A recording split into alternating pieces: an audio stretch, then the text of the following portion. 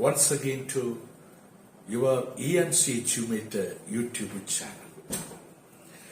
So in this segment, I would like to conscientize or I would like to aware the plus 2 students about the focus area of English language.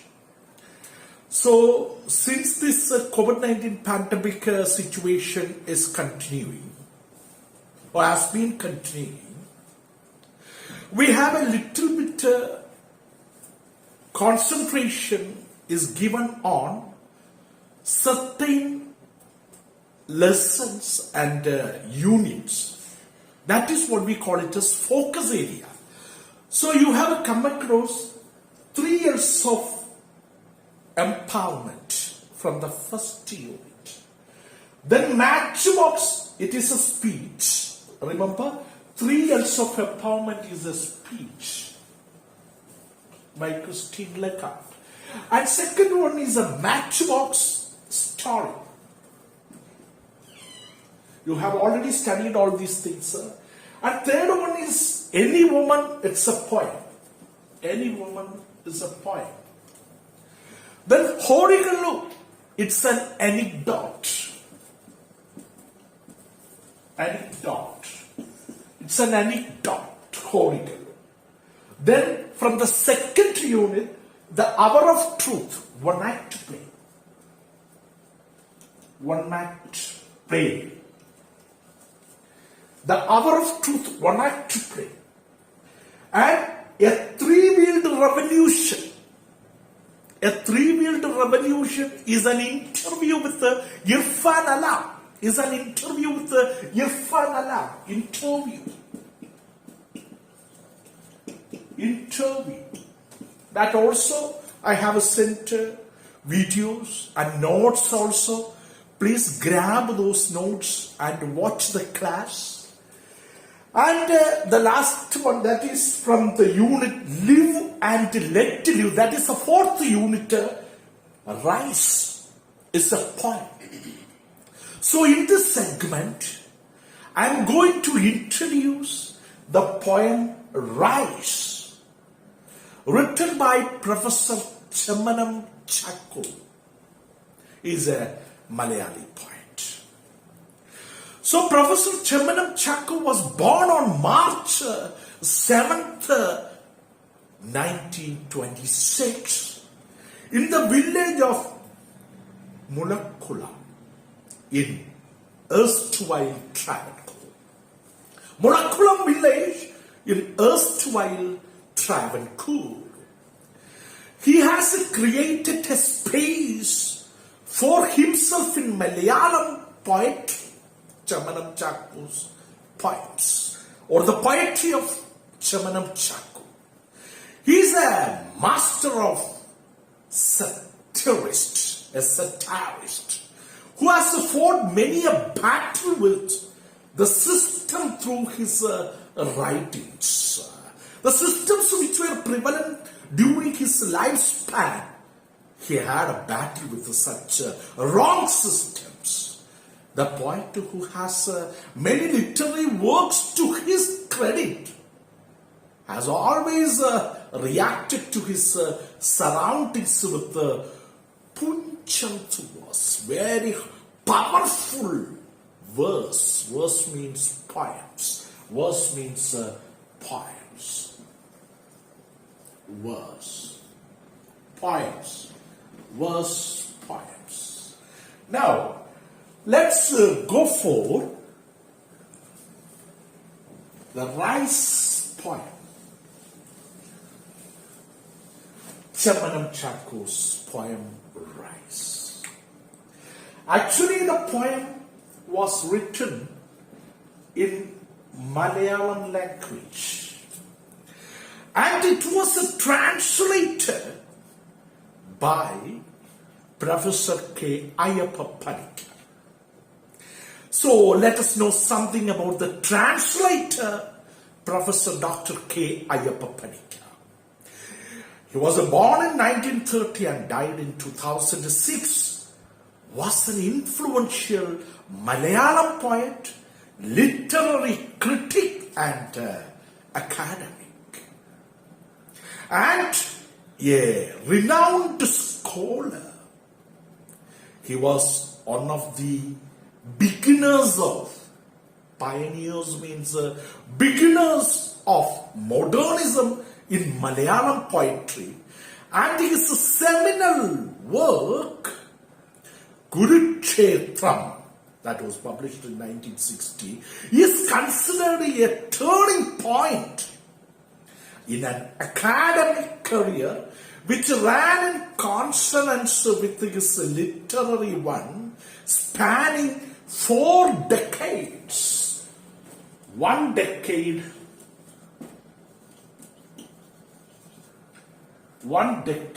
is equal to 10. About 4 decades is equal to 40. This is 10. 1 decade is equal to 10 and 4 decades. He was a well-known teacher. Ayyappa Paniker is a well-known teacher of English in various colleges and universities before retiring as the director of the Institute of English, University of Kerala. This is something about the translator. Now, let's go for some difficult words, a glossary. A glossary will make you understand the poem very neatly. Okay, because since it is a Malayalam poem translated by the English professor Dr.K. Ayyappa Paniker, now let us see some of the words which will make you understand the poem easily. Generous is the word you will come across in the poem, generous. What is the meaning of generous?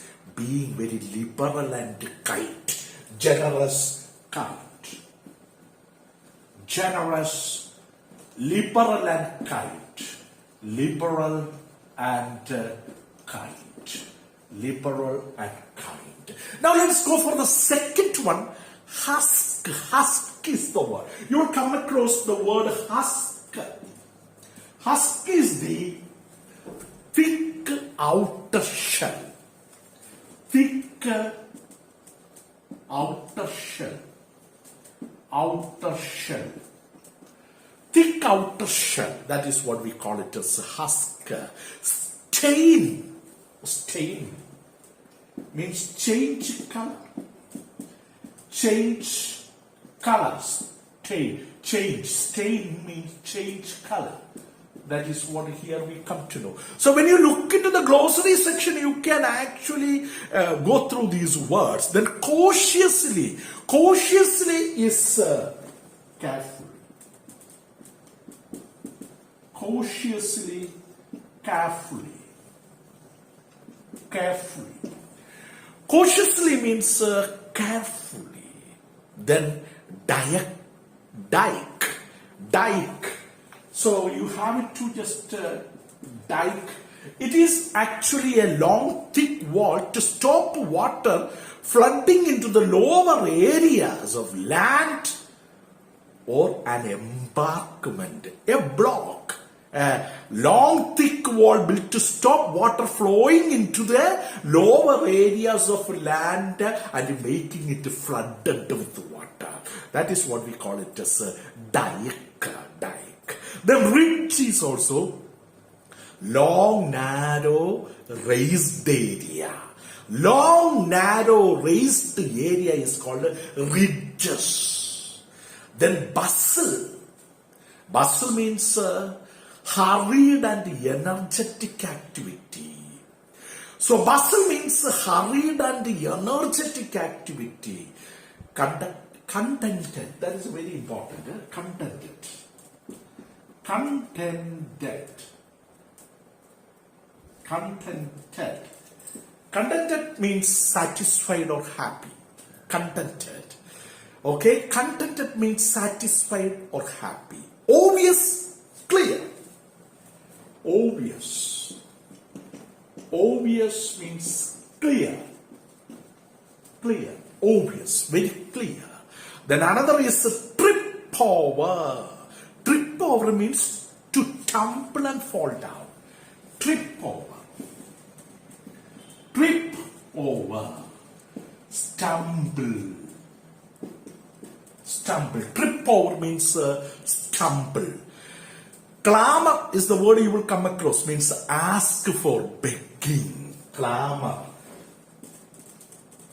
clamor, shouting, begging, asking, crying for. That is what we call it as a clamor. Now we will straight away go to the poem Rise. So I have already mentioned that the focus areas of your plus 2 examination portions, and also Rise is actually taken from the 4th unit called Live and Let Others Live on Earth. So we have come across many chantries of literature. Actually, when a sapling is planted, it is a speech by Vankari Matta, is the first segment of the 4th unit called Live and Let Live. The second segment is the poem Rise, written by Chemmanam Chacko in Malayalam language and translated by Prof.K.Ayyappa Paniker into English language. Now, I go for just reading the first stanza comprised of 5 lines.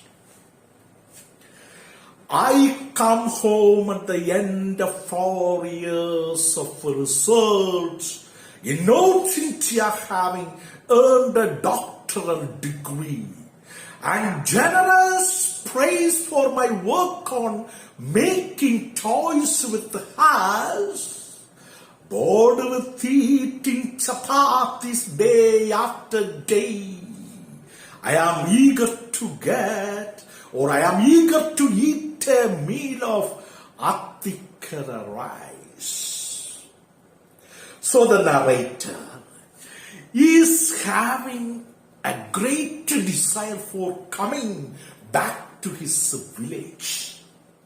Actually, he had gone to North India to have his 4 years of research and get a doctoral degree, and he was given generous appreciation and congratulations and what we call encouragement, especially for his work on making toys with the husk. You have come across hard outer shells. And while he was spending 4 years for taking his doctoral degree, especially on working on making toys with the husk, he was completely bored with eating chapatis day after day.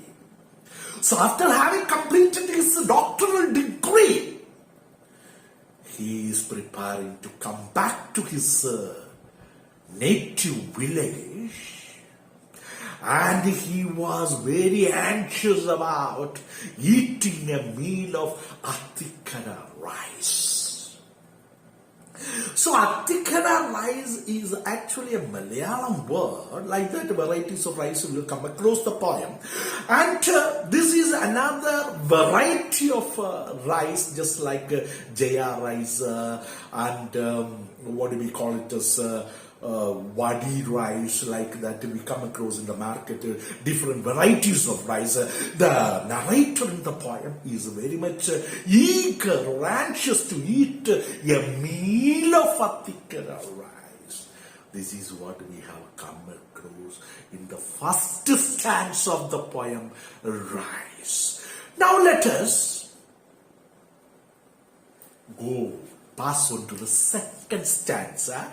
Second stanza is also comprised of 5 lines. It will be a planting season. So the narrator is going back to his memories. The time when he decides to go back to his native village, he is thinking that it will be the planting season when he arrives at his native village. And he thinks his father, my father, he was wearing a handloom dhoti, stained with yellow mud. Actually, he is working in the paddy field near his house, and the father, narrator's father, was wearing a handloom dhoti, which will be changing the color of the mud since he works in the muddy field, muddy paddy field. Excited about the waters of the Warangal Canal. Actually, father is getting sufficient water from the canal called Warangal, and will greet me from the fields below our house. Actually, the paddy field, cultivation, agricultural field is below their house, and will greet me from the fields. When the father sees me, I am coming to my native village. Father, hello, my son, greeting me. That is what below our house. Amidst the shouts of plowing, you see, there are different sounds in the field. So when farmers are plowing the field with the plows were pulled by bulls amidst the shout of plowing with several oxen were there. Now, we pass on to the third stanza, which is comprised of 4 lines. The third stanza is inclusive of 4 lines. The oxen will stop. When the narrator comes to his native village, naturally the oxen will look at the narrator.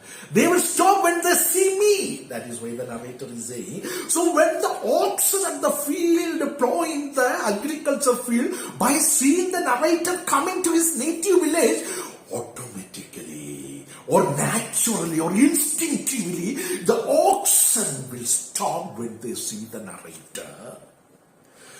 The narrator is walking with his suitcase.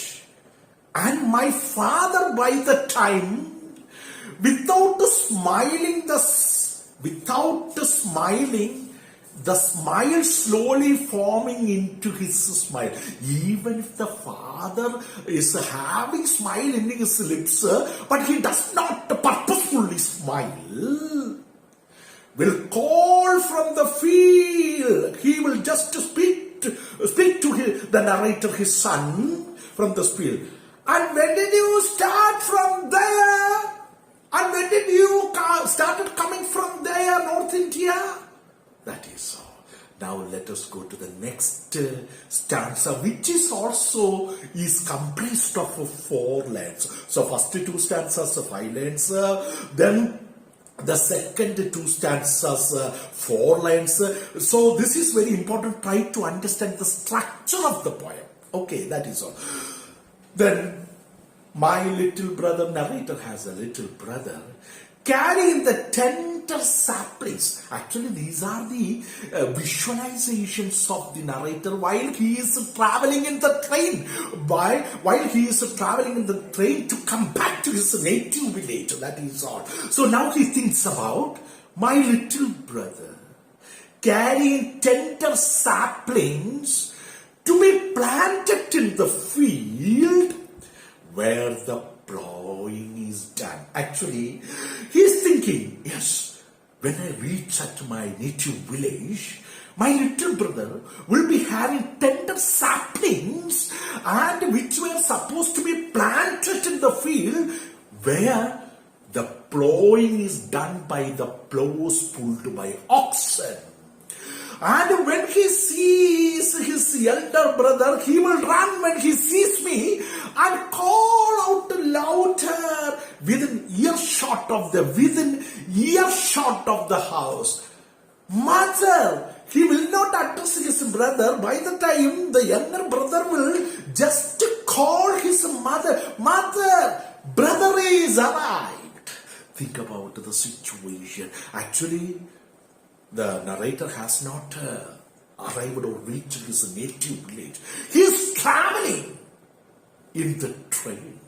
He is traveling in the train and he is memorizing, thinking about the olden time. And he is also thinking about these are the things will happen when he reaches his native village. So he's telling his little brother, when he sees who is going to the field with the tender sapling to be planted in the field which were plowed by the oxen, will run, and when he sees, he will call out louder within the earshot of the distance, "Mother, brother is arrived." The thoughts are again going, and we will pass on to the next stanza, which is comprised of 6 lines. Another stanza is comprised of 6 lines. Walking cautiously along the dike. You see, the narrator is thinking, now I am walking very carefully. Cautiously means carefully. Along the dike. Dike is actually a thin, thick, long wall to prevent water flowing to the lower areas of the land and to make it flooding. So, dike, along the dike, so as to upset the basket full of seed, not to upset the basket full of seed. You see, while he was walking along the dike, there will be baskets full of seeds to be sown.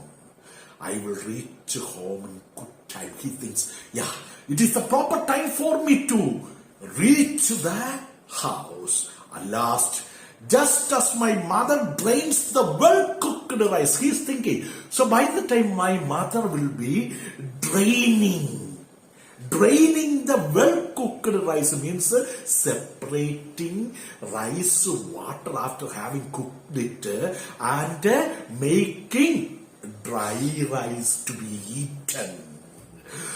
And by the time he's thinking, he's anxious to eat the meal of particular rice, now he's telling, oh, I am traveling in the train. I haven't yet arrived at my native village. And he is addressing, oh train. Oh, now he is traveling in the train. Will you run a little faster, please? Train, please run faster and faster. Let me get home quickly and eat my fill. Eat my meal of particular rice. He is telling, these are my memories while I am traveling in the train. And he is telling, oh train, run faster and faster.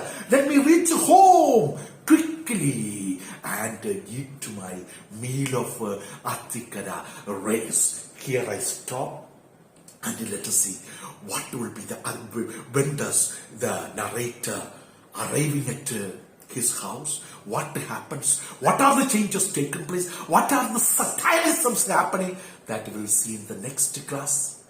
Wish you all the best. I think you have benefited from this class.